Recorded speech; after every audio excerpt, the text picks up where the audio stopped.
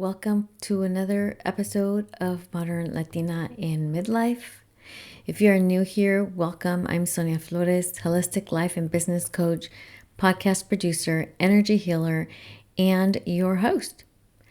Today's episode is a little different.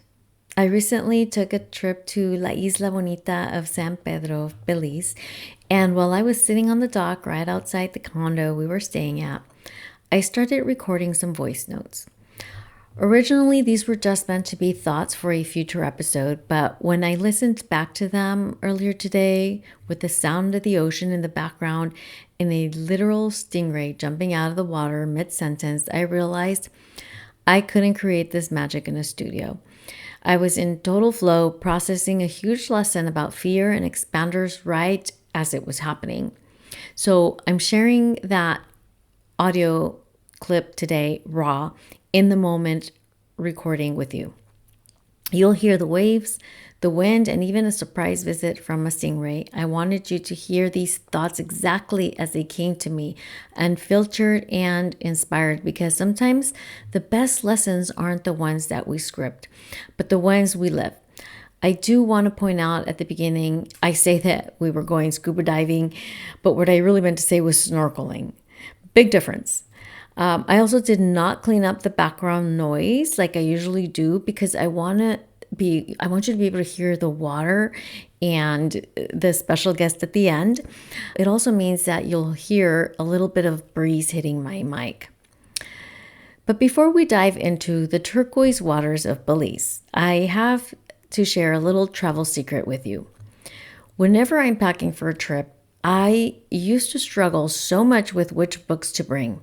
I'd pack a heavy thriller, but then get to the beach and realize I was actually in the mood for something soul nourishing or business biography. My mood changes with the tide, and there is nothing worse than being stuck with a book that doesn't match your vibe or trying to carry 2 or 3 different books to see what kind of vibe you're going to be in when you have a weight limit on your luggage. So that is exactly why Audible has been a total lifesaver for me.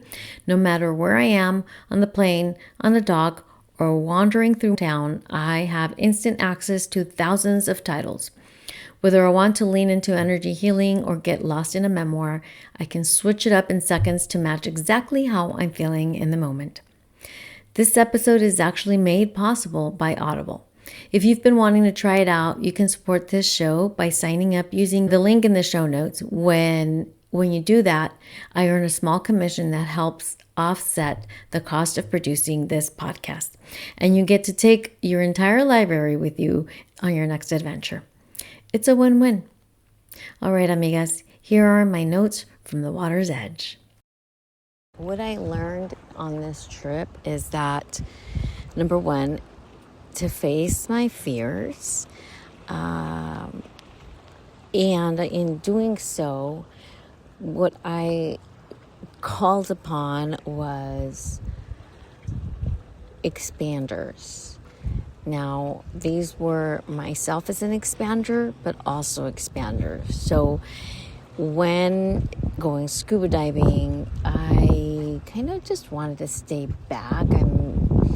We had a whole full day planned of activities, including scuba diving, including swimming with sharks and feeding stingrays and all this stuff that I'm not really, quote unquote, interested in. But I've been scuba diving a few times, and each time I do it, it's beautiful. And I appreciate it. And we had already purchased a ticket, so I was like, all right, fine, let's just go.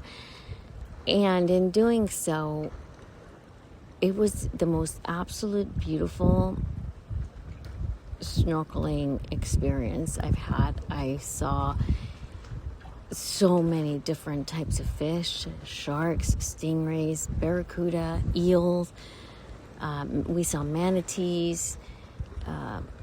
It just was so incredibly beautiful. And this is by far the most I've spent in the water snorkeling, and the deepest sections we have explored. We went with a certified diving instructor that was incredibly knowledgeable, badass woman, and she showed us the way, and she knew which way to go. So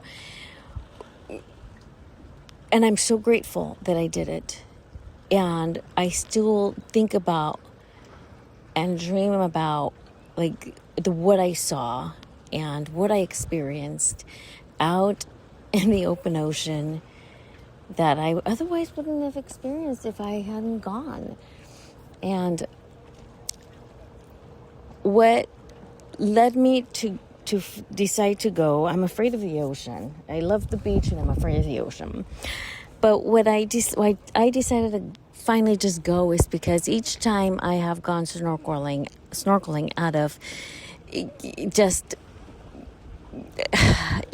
to like, I don't want to say appease somebody else, but because somebody else bought me the adventure, or because I was going with my kids, or I was going with a group of people and I just went because of them.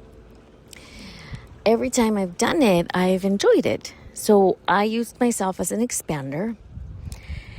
And then I also used others as an expander in this situation. As far as like the snorkeling, okay, I had done snorkeling before, so I thought, okay, I can do this. This seemed a bit more, I don't want to say advanced, or dangerous, but just different, more vast than I'm used to. But I relied on the fact, like they told us we were going snorkeling by one of the largest reefs in the world, in Belize, and that scared me. And then it scared me that if you get too close to the reef, then the current starts pulling you, and then we can't get you back. So you have to stick, you have to do what we tell you to do, and that scared me. It scared me for me, and it scared me for other people that were with us on the boat, other people that just seemed a little bit impulsive and irresponsible, and I don't want to be there to witness anything crazy. And I allowed myself to think about it. It's like, okay, they are bringing 90% of the people, of the tourists in Belize are American. 90% of the people that come on these tours are American. There in no way they're going to be bringing out a bunch of Americans if they didn't have this under control. And so I thought, okay, and so there was that. There was also our guide, who is a certified diving instructor. And she was badass and was so knowledgeable. She's like, just stick with me. I know where to go and where not to go. Stick right next to me. I loved that we ended up getting a private guide for 4 of us instead of like some of the other boats that had one guide to 30 people or to 20 people.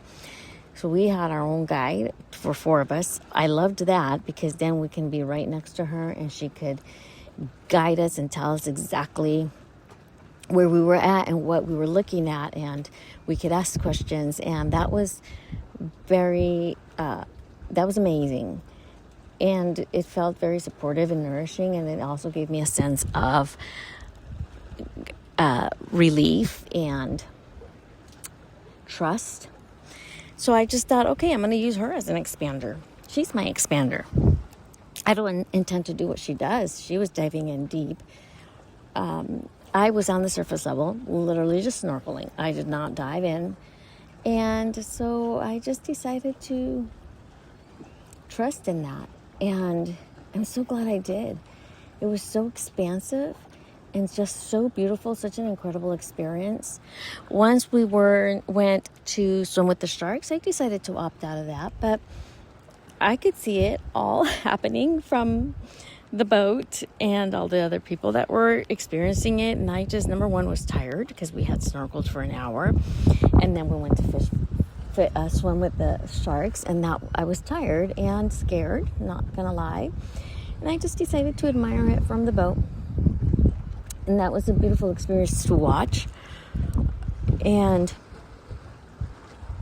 what I got from this trip is that we can do hard and scary things. Sometimes getting through those scary moments and taking action, guided, inspired action, not not dumb, not impulsive action, but like I really thought it through, and I thought, okay, I'm good, I'm safe. And so when we take action from that place and we've taken inventory of our options and our risks, yeah, we can get through the other side and have an amazing, beautiful experience. And this goes in life, this goes in business. And I'm so glad that I, quote unquote, took the quote unquote risk. It was worth it. And it's the same thing in business. Just because it's scary doesn't mean it's wrong, doesn't mean we shouldn't do it. There's always something beautiful on the other side, and there's a reason why we have a desire to do things. Although I did not have a desire to go snorkeling, but I'm glad I did. It was such an incredible experience. What I saw under the sea is something you can never experience above water on Earth. You just cannot replicate that.